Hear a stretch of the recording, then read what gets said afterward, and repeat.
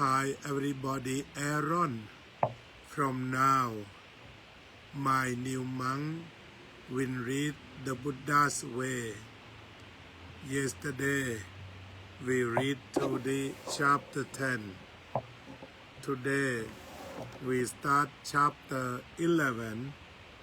From chapter 11 onward, it's very important statement that described about the seeking the truth of the Buddha. That's very interesting. I come to let new monk read because at first I want him to know before being the Buddha, what did he do? What was experimentations? Even he attained enlightenment, but he's seeking based upon scientific experimentation. He tried to collect data. He collect about all information, especially that through his experience, and he took and analyzed and set the new way of practice. So from now, let everybody listen, seeking onward. Let us read now. Once Prince Siddhartha had taken up the ascetic life, every aspect of his existence changed profoundly. He was once accustomed to residing in a splendid palace filled with luxurious decorations, surrounded by beautiful and uplifting sights. Now he sat beneath trees, shaded only by their leaves, exposed to wind and rain without any shelter. He had once dined on exquisite foods prepared with meat, vegetables, and fine grain, served by graceful women trained in the art of service. Now he subsisted on simple alms food offered by villagers, often made from coarse flour mixed with water and cooked over fire into flatbreads or gruel. Soups were thin, broths boiled from common vegetables and tinged yellow with turmeric resembling the appearance of a child's excrement. His first meal as a monk received on alms round was one such humble offering. The taste was foreign, and after a few bites he felt nauseated and could not keep it down. He taught himself, this is the food of one without home or possessions. If I love the monastic life, I must learn to accept and eat such food for the rest of my days. The life of a renunciant offered nothing on demand. One may desire warmth and cold, crave sweetness, and receive bitterness. Because monks depend on others for sustenance, they cannot pursue comfort. The greatest treasure of an ascetic is contentment to be satisfied with what one has and glad for what one receives. The fewer possessions a monk owns, the greater his freedom, for nothing holds him back. He waited until his hunger grew unbearable. Then, with deep hunger, he ate easily what he once could barely swallow. Through experience, he discovered hunger itself. The hunger allowed him to accept simple alms food and survive. Each night, he once lay on soft beds stuffed with cotton, laid with fine, brightly patterned sheets that soothed the senses and lulled him to sleep. Now he lay on hard, uneven earth, covered by grass or leaves gathered nearby. If he used a cloth, it was an old tattered piece sewn from discarded rags. As night fell, he slept amid the sounds of insects chirping close by. Later in the night, the howls of wild dogs and distant hoots of owls created a haunting atmosphere, a far cry from the music and skilled singing he once heard in the palace. The star-filled sky became his ceiling, in place of the ornate chandeliers that once lit his bedchamber. Dense forests or open field replaced the royal palace and the garden as his refuge. He sought to understand what is wholesome, what is unwholesome, what path leads to true peace beyond all others. He reasoned, if I, too, am subject to birth, aging, illness, and death, why should I seek what is also bound to these same fates? Why cling to wife, child, servants, and wealth, knowing they are tied to suffering? Seeing clearly that such attachments only bind one further, he set his aim firmly on Nibbana, the unconditioned, the unborn, the undying, the sorrowless, and the unbound. His goal in ordaining was now clear: to seek full freedom. But the path would not be easy. Leaving luxury was only the beginning. He needed to find the true peace that led beyond aging, sickness, and death, to learn where and how to search, and how long it might take. He wondered what hardships he would face, how that path must be walked, and how one would know when the search was complete. These questions remained unresolved in his heart. The path he sought was entirely new, no one had yet discovered. Though some in his day spoke of release from suffering, their methods did not convince him. As a serious student of religion and philosophy, he had studied contemporary and ancient teachings, but none seemed to lead to final peace.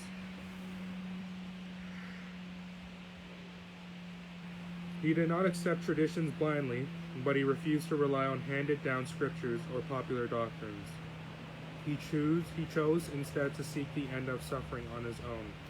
The Buddha's arising was not a lucky accident. It was the result of a powerful heart determined to break through mainstream religion in search of a new life that would give true freedom to those who sought it. Though he found no existing religion that satisfied his vision of freedom, he did not reject learning from them. He studied and practiced all teachings of his times thoroughly and broadly. He examined the ascetic way of life he had chosen, testing it from every angle.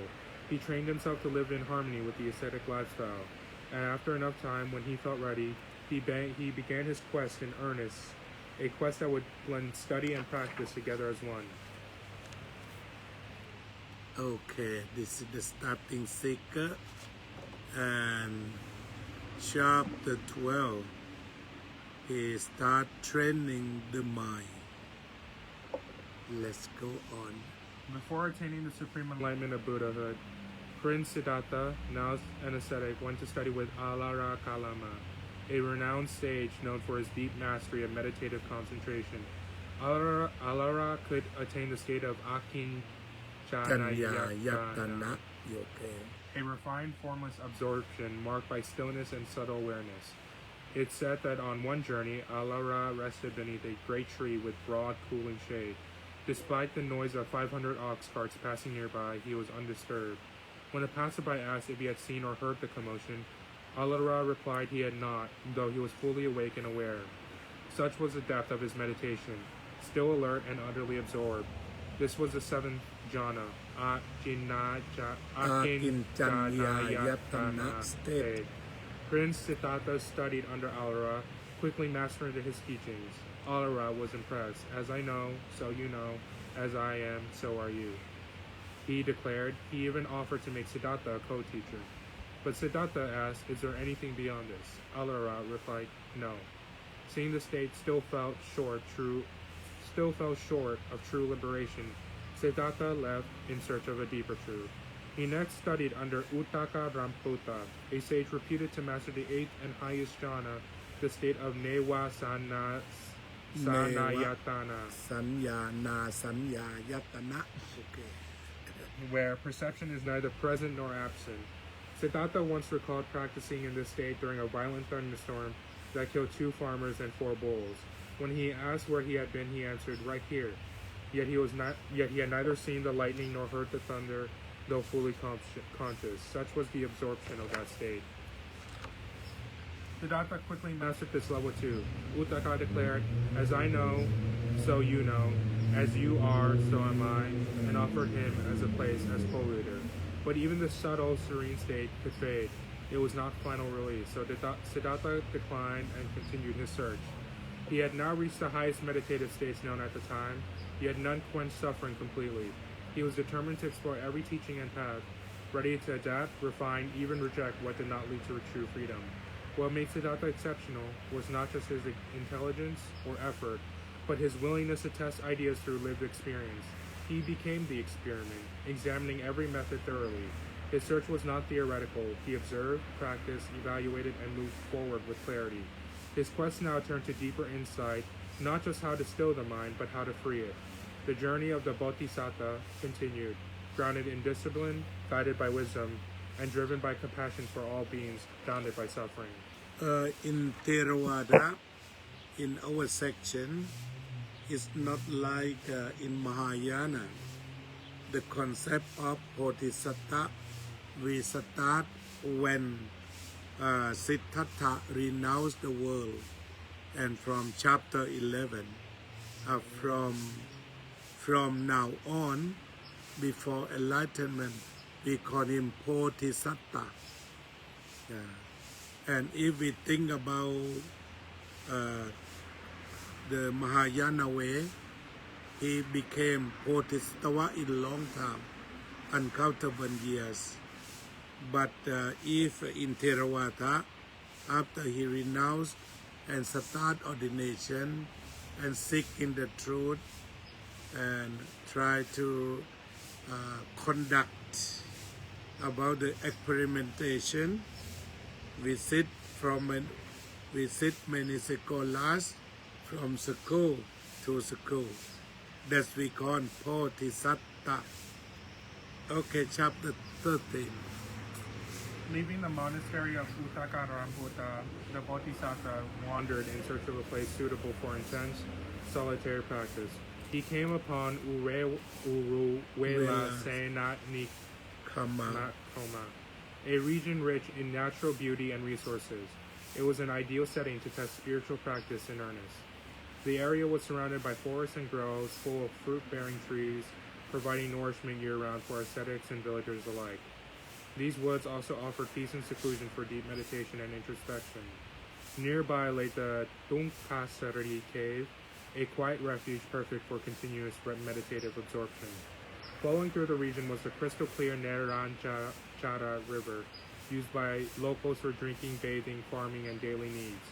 Ascetics also used it to aid their mental training by focusing attention on the flow of water to calm the mind, or by immersing themselves in cold water during winter to study mental reactions to discomfort. The surrounding villages were home to kind-hearted people who generously supported seekers of liberation. These villages viewed ascetics as harmless, non-possessive, restraining consumption, relying on what was needed to survive. They believed that if renunciants found the path to liberation, they would gladly share it with others. And thus villagers gave freely of food and support, confident that the ascetic's pursuit of inner peace was humanity's highest calling. Helping them was, in their view, an act of merit and wisdom. Uruwela also attracted wandering teachers who promoted various doctrines of liberation known as moksha. These thinkers debated through dialogue rather than violence. One teacher might respectfully concede to another's insight if persuaded, or return to refine their understanding before re-engaging in discussion. This intellectual climate nurtured freedom of inquiry, where more than 60 prominent doctrines called the 62 views flourished. Each school offered unique philosophies, practices, cosmologies, and soteriologies, seeking release from suffering under names like Nibbana, Kali, Kaivalya, or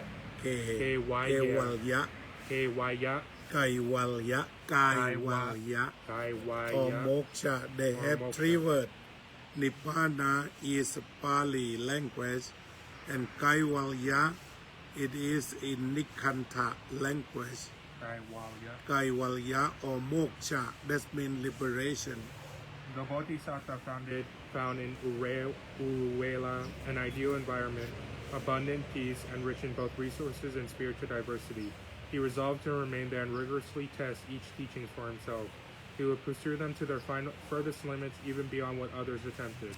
It was here that his decisive experiments in renunciation and self-mastery began. Okay, very nice. Go on. Having found a place suitable for his spiritual teaching, the Bodhisatta began practicing austerities, intense efforts to burn away defilements through rigorous discipline. At the time, many believed that physical indulgence nurtured defilements, while extreme deprivation could weaken and eliminate them. Following this view, Siddhartha denied his body comfort in every way possible. He lived with the barest essentials, of avoiding soft clothes or satisfying food. He wore robes from coarse material, discarded rags, shrouds from cremation grounds, bark fiber, grass, animal hair, even human hair. Sometimes he wore animal hide, with or without claws. His meals were equally harsh: wild root, husks, scraps, sour or bitter herbs, even dung, incense, resin, and whatever fruit fell naturally. At times he ate just one mouthful a day, or no more than 7. He would let food spoil and still consume it, never for taste or pleasure. He imposed strict rules on himself, never accepting food from certain conditions, such as from people in specific postures or circumstances, like pregnant women, couples, or from hands above the thresholds. Even if food was offered with love, he refused if he believed it might harm another being in the process. He rejected meat, alcohol, and anything intoxicating. He plucked out hair and beard rather than cutting them. He avoided lying down on soft bedding, instead resting on thorny mats. During winter, he bathed in icy water 3 times a day. In summer, he didn't bathe at all, enduring heat as another form of asceticism. His every movement became an act of restraint. Even walking or standing was altered to avoid comfort. Sometimes he stood on tippy-toe to make standing harder. Despite faithfully practicing these austerities, the Bodhisatta eventually realized they did not lead to the peace he sought. He had followed the methods with perfect discipline, yet awakening had not come. Rather than cling to failed methods, he continued seeking. What else could he try? What other ways he could break the grip of defilements? This marked his integrity. He would not stop until he found the real path, but he would also not persist blindly. He was honest with himself, ready to change, ready to abandon, even cherish beliefs if they proved unfruitful. Thus Siddhartha's journey deepened. He had tested the extreme indulgence and deprivation, and he knew neither held the key. The next stage of his quest would bring him closer to the truth he longed for: unshakable peace and the end of suffering. Though he had completed many intense austerities from several schools, the Bodhisatta had not yet attained the result he had desired. So he adjusted his approach to be even stricter in some ways. In winter, he bathed 3 times a day. In summer, he stood in the blazing sun. At night, he lay on beds of thorns to eliminate all bodily comfort. Beyond these, he entered a deeper level of renunciation, letting life continue without intervention. He ceased bathing or cleaning his body, allowing dust to collect on his skin for months or years. Crust would harden and fall off, only to be replaced by new grime. This practice was called luwatata. Lukawat. Lukawata. Yet in Pali language, Lukawat, that means very dirty. Aimed to defile the body so thoroughly that attachment to physical beauty would starve and perish. Still, even after these efforts, he found a subtle clinging to bodily beauty, and pleasurable sensations remained. The mind had not yet been purified. At times he worried his movements might harm unseen beings. What if tiny creatures died when he walked or moved too quickly?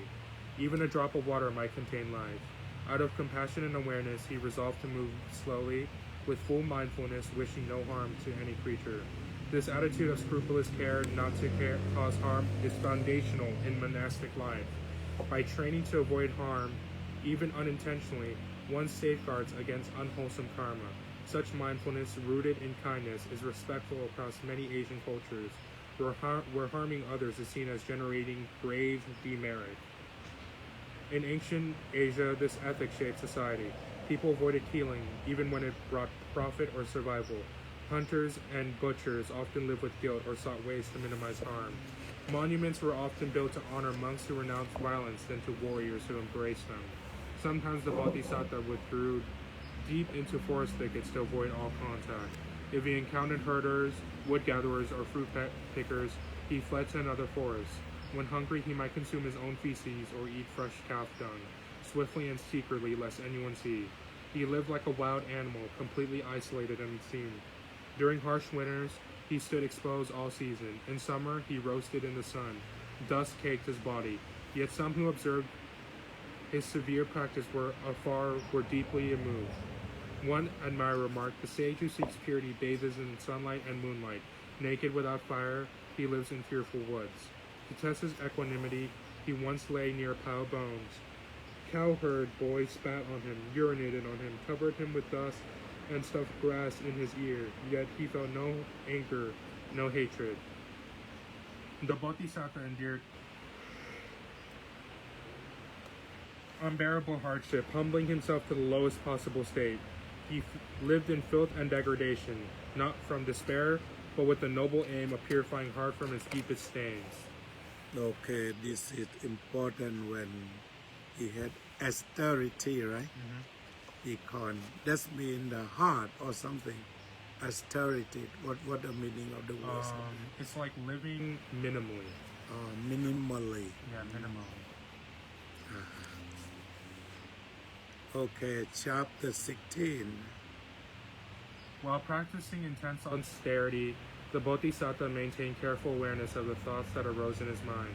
Wherever wholesome thoughts appeared, he would reflect repeatedly on their benefits and encourage his mind to continue in that direction. But when unwholesome thoughts emerged, he would examine them, release them, and consciously introduce wholesome thoughts to take their place. The standard by which he thought a thought as good or bad lay in its causes and effects.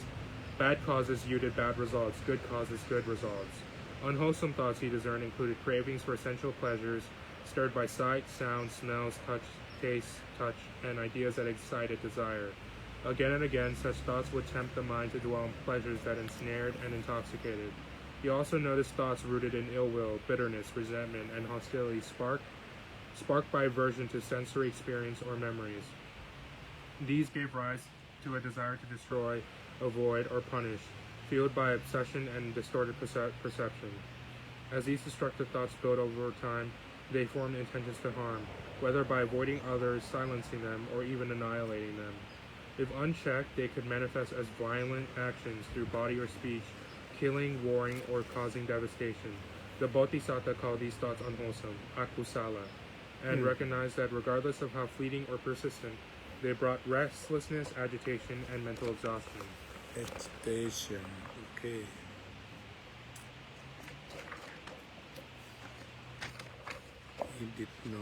He did not merely theorize, he observed those patterns firsthand through direct experience. He saw clearly how unwholesome thoughts darken and burden the heart. By recognizing these hearts... may go to bathroom and we'll come back soon. Please, you go on read, okay? Non-stop. Okay. By recognizing these harmful effects, he examined such thoughts as self-destructive. He harmed both self and others. They harmed both self and others. They obscured wisdom and clouded discernment. By repeatedly contemplating their dangers with unwavering mindfulness, these thoughts gradually weakened and ceased. The mental turmoil they caused slowly eased into clarity and peace. He watched these inner movements clearly, persistently, and mindfully. This inward vigilance became his method of inquiry. Day by day, he investigated his mind. He observed that when unwholesome thoughts go unchecked, they arise more frequently, accumulate strength, and eventually dominate the mind. They distort every perception, reduce thinking to frameworks of craving, hatred, or destruction. At their peak, these thoughts take over entirely. The mind becomes a house ruled by craving, hatred, and cruelty. One becomes capable of any evil, numb even to punishment, pain, or death. The Bodhisatta chose to remain vigilant. Over time, this discipline matured into a refined tool called nekama, renunciation. It was the act of clearly perceiving the harm in unwholesome thoughts and letting them dissolve. When fully developed, even thoughts that had not arisen were prevented from arising at all. He grouped thoughts into two categories: unwholesome thoughts, akusala; central cravings, kama vitaka; ill will, central craving, kama vitaka; ill will, piyapata vitaka; and harmful intent, vihimsa vitaka.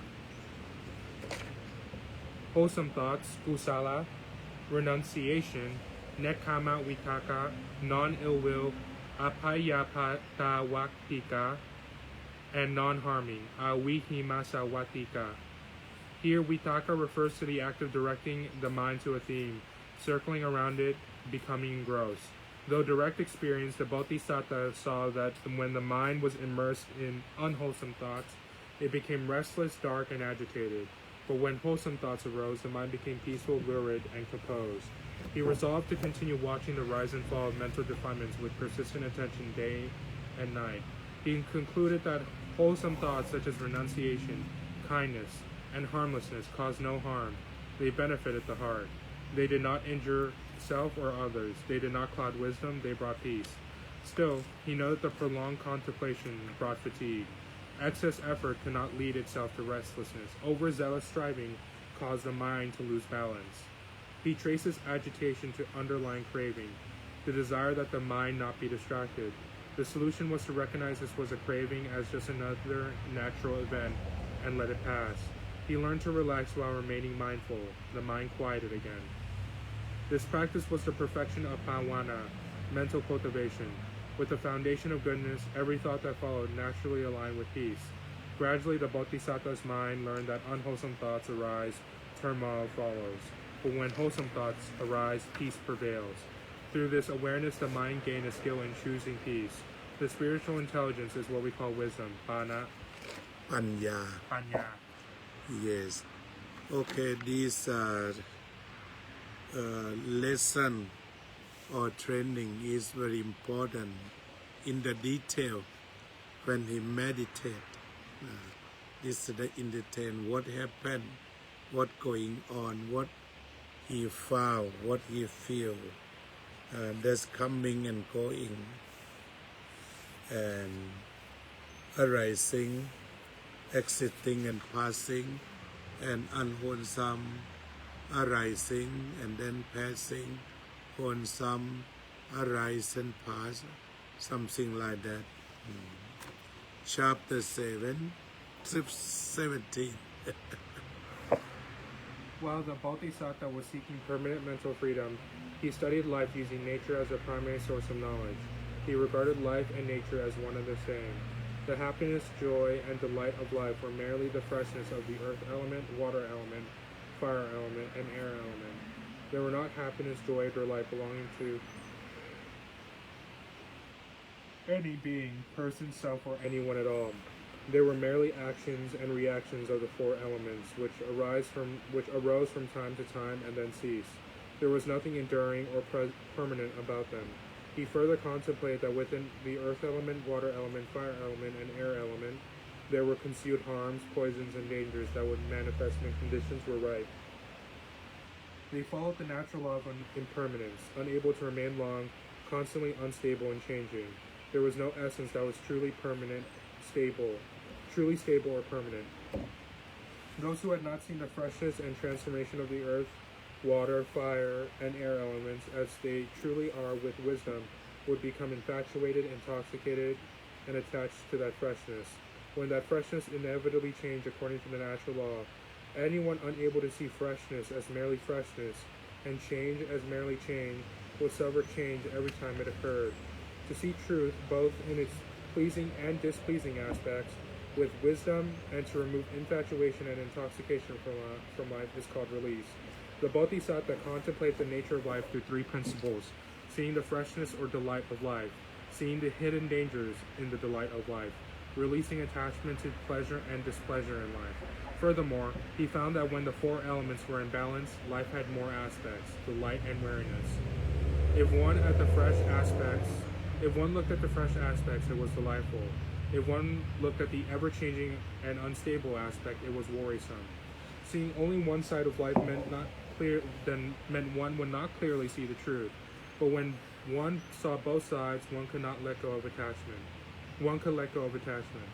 The Bodhisatta contemplated life in all its dimensions until he found the whole truth.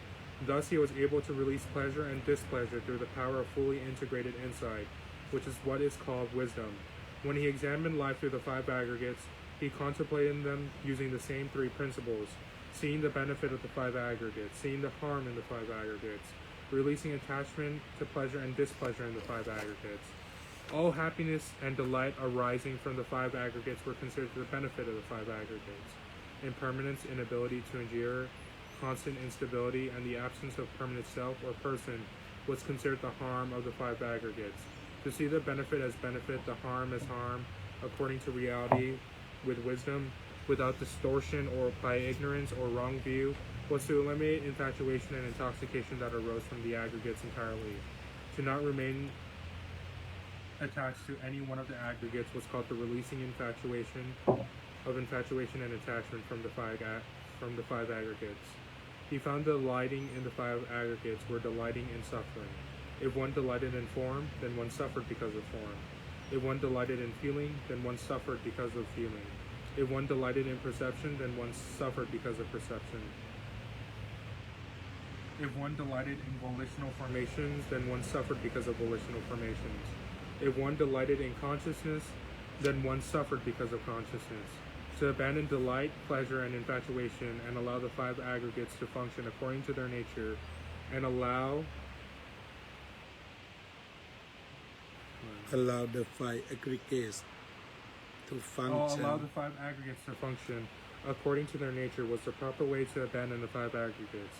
That meant abandoning the notion that the five aggregates were me or mine, freeing the mind with boundless and limitless freedom. Understand the five aggregates as a whole by seeing their benefit and their harm until wisdom arose to abandon all delight and attachment was the true path to understanding life. When life was truly understood, one could free life from the bondage of delight. Then life would encounter true freedom. The true university of Buddhism through which every being can find real freedom is none other than the university of the four elements or the five aggregates. The Bodhisatta devoted as long as 6 years, even while changing methods of study repeatedly, to find a way to attain awakening that completely extinguishes suffering.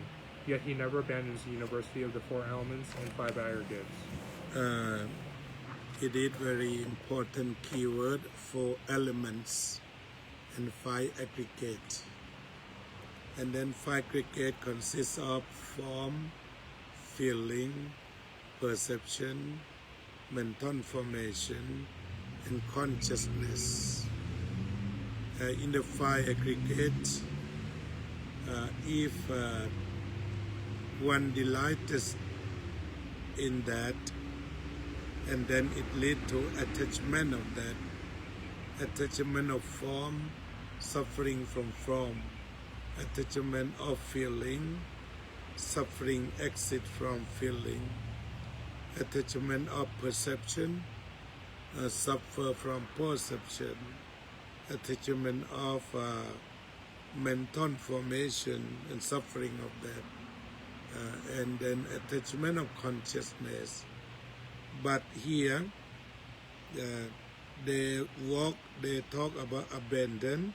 It doesn't destruction or killing or harming. Just understand the form, feeling, perception, mental formation, and all consciousness going on the natural way. Let it be on the natural way. Let all organs in our body work or functionally to serve about the law of nature for survival only. It cannot regard as I or mine. It cannot regard five aggregate as I or five aggregate or five aggregate are I, but it is just the natural phenomena coming and going. And this is the way the Bodhisatta consider. Then come to 18. While the Bodhisatta was seeking the pleasure of ultimate reality, he contemplated the five senses, pleasure, form, sound, smells, taste, and tactile sensations that are attractive, pleasing, and alluring and intoxicating. This is we call pronoun tactile, right? Tactile. Yeah. Tactile, tile. Okay. That means touching, like this. Okay. He reflected that he had already come into contact with them through the mind. They had arisen and passed away. They were unstable and constantly changing. He examined further and saw that the mind often leads towards sense pleasures of the present or the future. He asked whether any type of sense pleasure was more beneficial or more harmful than another. He found that both present and future sense pleasures arose and then changed, never being stable or enduring. They were the causes of irritation and distress and brought no benefit to the mind seeking true freedom. They were obstacles to the path of true peace. He reflected that to make the mind free from sensuality, past, present, and future, would be a benefit on the highest spiritual level, called the ultimate benefit. He resolved that one must not be careless with the five pleasures. He must use mindfulness to protect the mind from wandering leaning, or being swayed by the compelling stimulation of the five pleasures. The Bodhisatta taught that to guard against carelessness in the five sense pleasures, one must understand the relationship between interaction between eye and form, the ears and sound, the nose and smells, the tongue and taste, and the body and physical contact, intangible contact, the mind and mental objects or memories that come back to mind. One must understand clearly and correctly where the eye ceases. The perception of form and assumption of form cease at that place. When the ear ceases, then the perception of sound and assumption of sound ceases. Where the nose ceases, the perception of smell and assumption of smell cease. Where the tongue ceases, the perception of taste and assumption of taste would cease. Where the body ceases, the perception of touch and assumption of touch cease. When the mind ceases, the perception of mental objects and the assumption of mental content cease there. The succession of internal sense bases, eye, ear, nose, tongue, body, and mind, in this context means that whenever the mind does not function through the eye, ear, nose, tongue, body, or mind, then those faculties also cease because they are not performing their function. The essential nature of mind is to arise and cease continuously. When one is aware of the object, that object arises and exists. When no object is known, nothing arises and nothing ceases. The eye may still exist, but it is not functioning through visual consciousness. Then it is as though it had ceased. Same is true of the other faculties. Sensation here means not giving attention to things. When attention is not given, the thing passes away. Whether it is pleasing or displeasing, it cannot enter the mind. A mind that is fabricated is pure and clean. Every day many sounds pass through the ears, but the ears does not retain most of them, because they arise, remain briefly, and then change according to its natural law.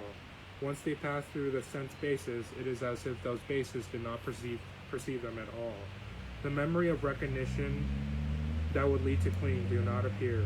The Bodhisatta used a method to protect the mind from sensuality by letting go of objects of desire and pleasure as they pass, without keeping them in thought. What has passed only continues to have effect when one continues to think of it. The causes and conditions of the five sense pleasures arise only when they are received through eye, ear, nose, tongue, and body, and mind while under the influence of ignorance and delusion. Only then do they become something desirable or become sensuality. But the Bodhisatta had already realized if he did not allow ignorance or delusion to dominate, then sensuality could not arise. He thus maintained mindfulness without distraction, which he called heedfulness. When mindfulness was present at the eye, ear, nose, tongue, body, and mind, in place of ignorance and delusion, then many forms, sounds, smells, tastes, touches, and mental objects arose. Mindfulness would be aware to them all. When the knower replaced ignorance and delusion, fabrication driven by ignorance and delusion will not occur. Seeing forms, hearing sounds, tasting flavors, touching sensations, thinking of mental objects would become mere passing phenomena, occurring only momentarily and no longer bound by infatuation. This kind of practice is the extinguishing of defilements arising through the eye, ear, nose, tongue, and body and mind. Mindfulness is the essential extinguishing agent. The ear, eye, nose, tongue, and body and mind that operate under direction of mindfulness no longer attribute meaning or identity to form, sound, smell, taste, touch, or mental content, and they do not allow them to penetrate into the mind to become causes for craving and clinging. The functioning of the internal sense bases, when they are synchronized swiftly with mindfulness, is equivalent to not seeing, not hearing, not tasting, not smelling, not touching, and not cognizing. When the mind does not recognize something and lets it pass, it simply knows and lets go. When the mind lets go, the other sense bases that rely on the mind for not knowing also cease. When the internal sense bases are understood and then released, then sensuality, whether past, present, or future, will not arise again, because there is no shelter or support for it to take hold. All that the Bodhisatta studied and reflected in both physical and mental dimensions consisted of what already existed in nature and within natural law. When he awakened to the truth of nature and the law of nature so clearly that he used this realization to bring freedom and enduring peace to himself, and extended it endlessly and immeasurably to his fellow human beings and the time onward. Okay, this is important practice I show about before. The Buddha enlightenment, what he did past, both body and mind. He trained severely about the body, and after that come to look within deeply about the mind, until he understand, he realized the mind, the movement of mind, different phenomena of mind, to show that he studied systematically. So sometimes someone here said that the Buddhism is like scientific. So is it the spiritual and scientific or mindful scientific? You should come to study this. We would see about systematic, that study by human being, no divinity or no deva to come and support. So we can call the Buddha self-enlightenment. Before self-enlightenment, we collect about the material, collects about the experience of mind, and then come to chapter 19, and then he come to make it on develop in meditation. Chapter 19. Although the Bodhisatta was able to train his mind to the level known as the dimension of neither perception nor non-perception, which was the highest meditative state studied by the seekers of the mind for thousands of years before him, he was not satisfied that this was the path to the complete cessation of suffering, which was the goal he had set. Deep meditative absorption was merely a kind of resting the mind from mental fabrications, a kind of rest that could be entered into at will. But once emerging from absorption, or when absorption declined, defilements could once again overwhelm the mind in moments of heedlessness. He therefore went forth to inquire into truth through the body by contemplating and studying the nature and laws of the elements, earth, water, fire, and air, which are the material aspects. He studied the nature of mind through feelings of satisfaction, dissatisfaction, attachment, and letting go, and through the burning sensations of defilement that arose in the mind at each encounter. He investigated the unavoidable collisions between internal and external sense bases, and how to allow these collisions to pass without leaving residues in the heart that might fuel torment or cause inner decay. He had progressed gradually in mental development, in part because his mind had long been endowed with excellent concentration, and because he had never neglected the cultivation of that concentration which he had trained and accumulated from the very beginning. He studied the results that followed from consistent meditation practice. Every instance of mental cultivation brought results, even if it had not yet awakened. He had continuously encountered new insights as the training progressed systematically. What he used as his principal institution of learning was life itself.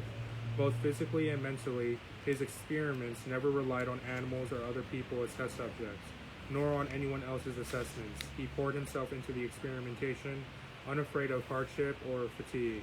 What he discovered was not divine revelation handed down by gods, but rather the fruit of practice and self-training. Many experiments cannot be known through reasoning or guesswork. They can only be known by engaging directly. His ability in concentration reached the highest levels, enabling him to command the mind to think or not to think, to know or to shut off sense perception, to direct mindful awareness to just one of the sense bases. Still, he had continued searching. What, he wondered, was the pinnacle of pure natural knowledge, not passive neutrality, but ultimate knowing. At one time, he described one of his meditative phenomena. When his mind had become calm, stable, and gentle, he saw a light. He remembered the light clearly, knew it truly appeared.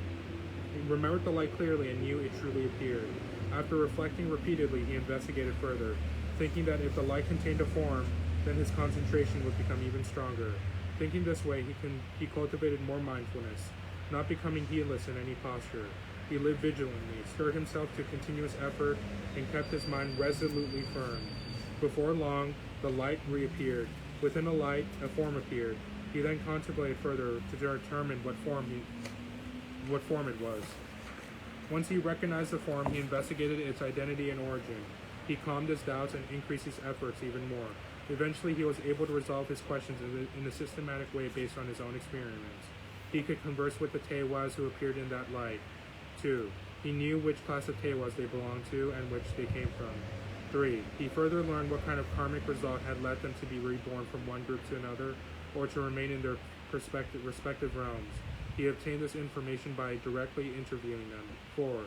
He also learned what group of the Tewas used as nourishment, how they obtained it through karma, and how they would lose it through karma. 5. He learned the causes of happiness and suffering for each Tewa group, and how they could either increase happiness or escape from suffering. 6. Finally, he examined whether he had any past connections with each group, whether he had lived or interacted with them in brief or extended contact. He could discern all this by directly conversing with the Tewas appearing in his meditative vision. Even though he had trained his mind to such a degree that he could enter dimensions beyond the human realm, he was not yet satisfied that he had sought the extinction of defilements and suffering as he sought. The knowledge he had acquired through these experiences was only the part of the curriculum of mental training he had long pursued and developed.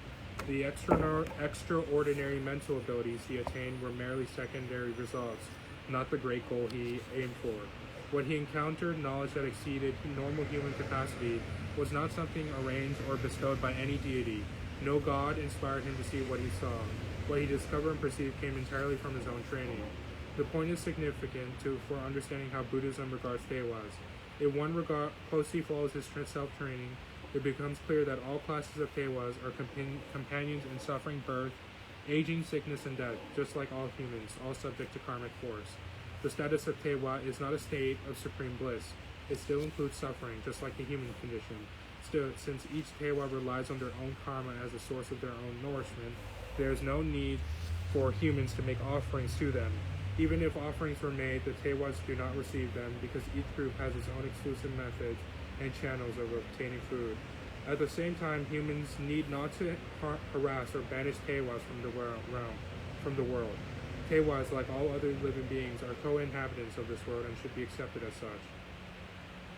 In Buddhist tradition, whenever merit or loving kindness is dedicated, it never forgets to include all the Tewas in every realm of the cosmos.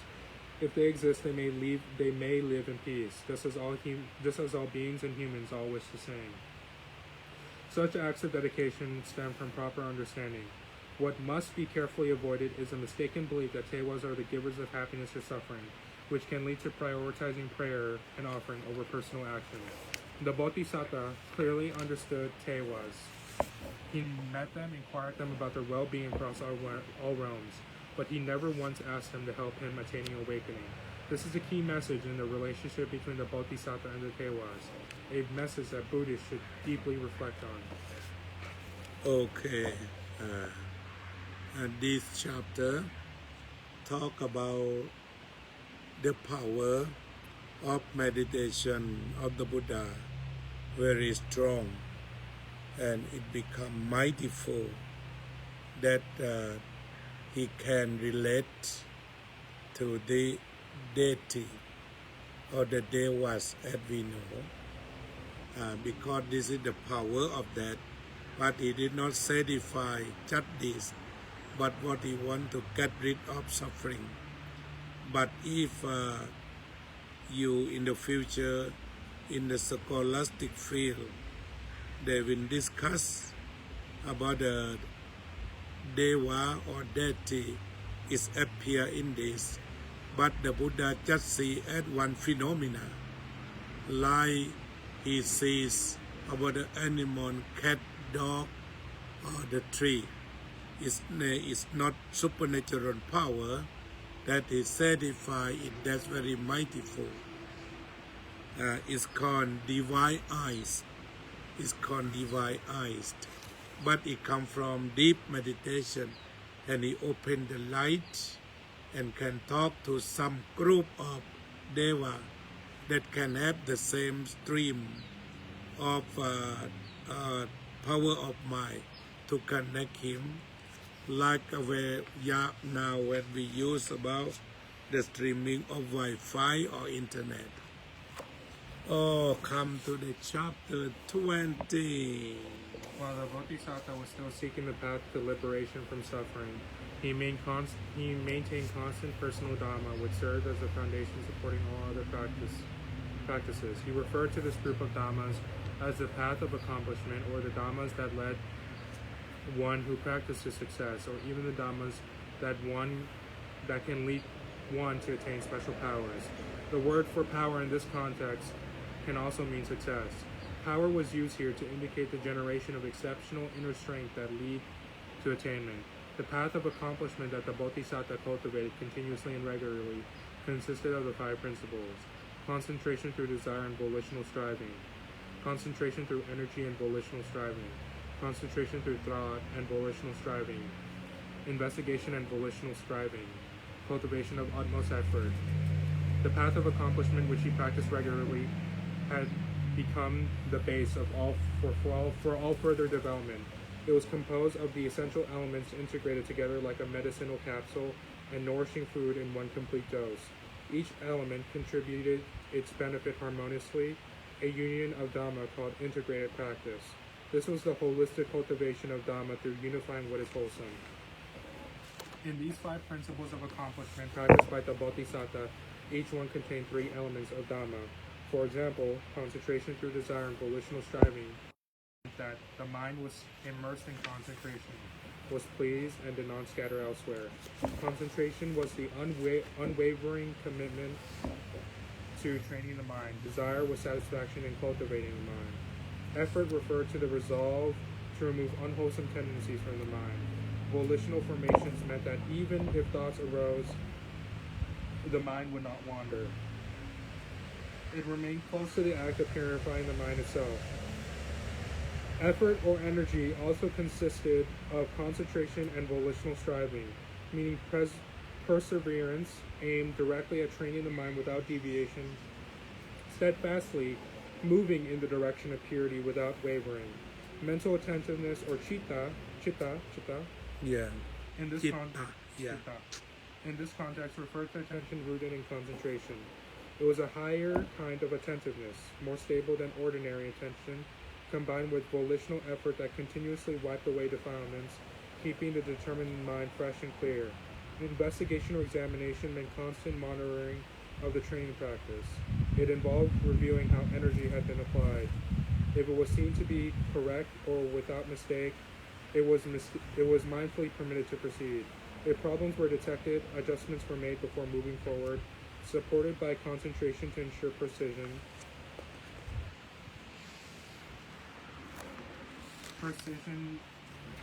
Volition. and by volitional effort as quality control, guarding the mind from unwholesome states until it remained resolute.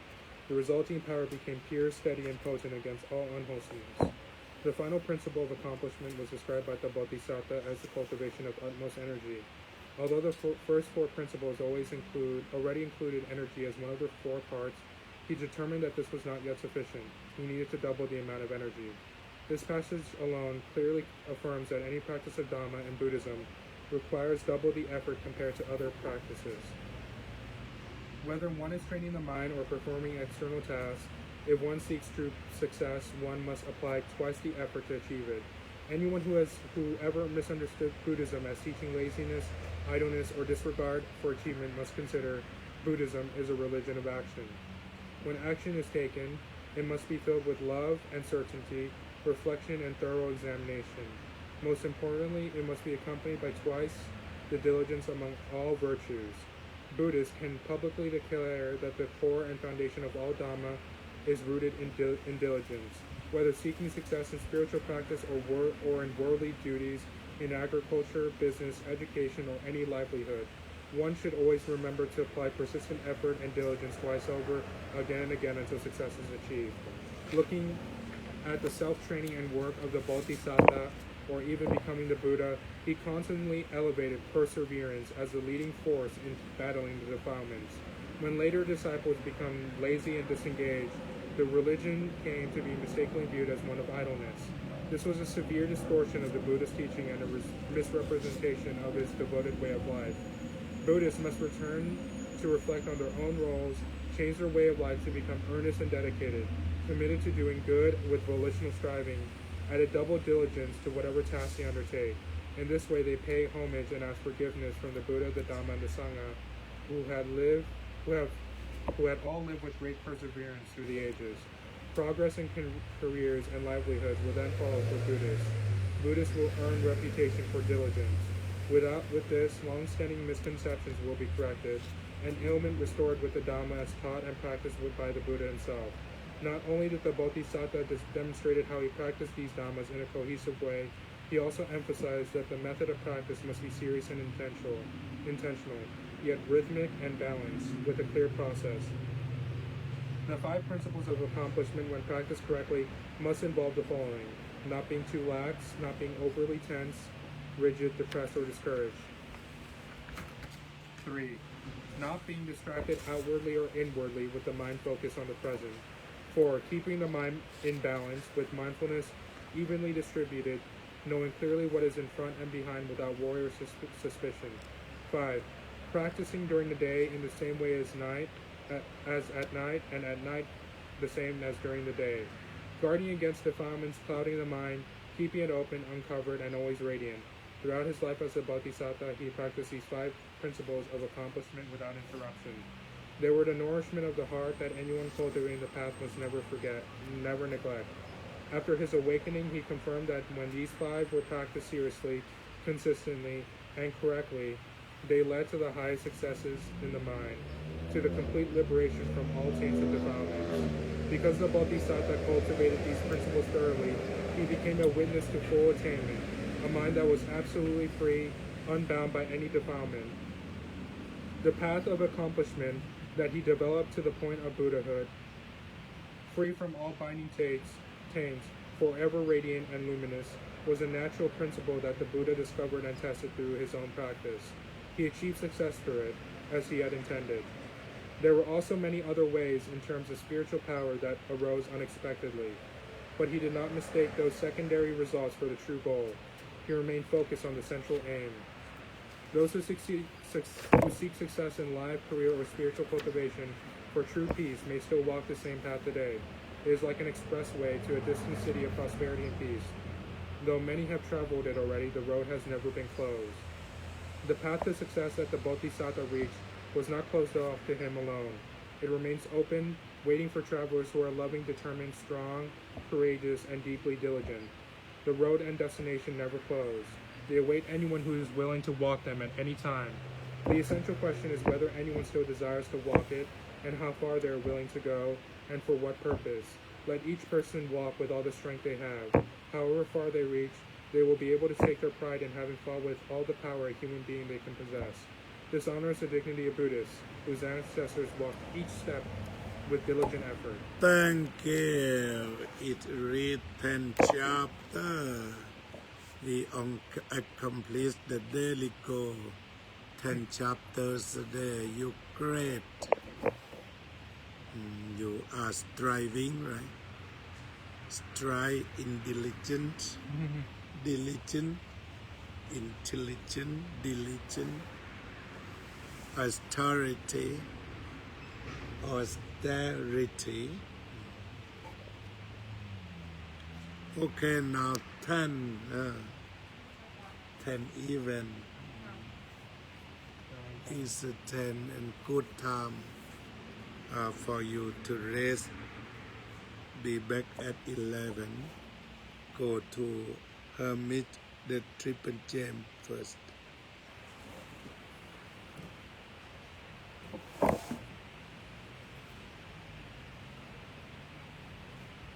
Arahant Samma Sambuddho Bhagava Buddham Bhagavantam Abhivajayami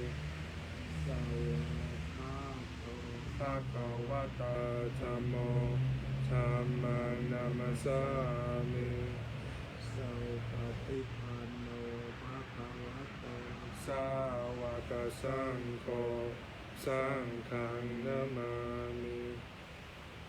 ขอบคุณครับพระอาจารย์ May you protect the merit from good deed. May we share the merit to everybody.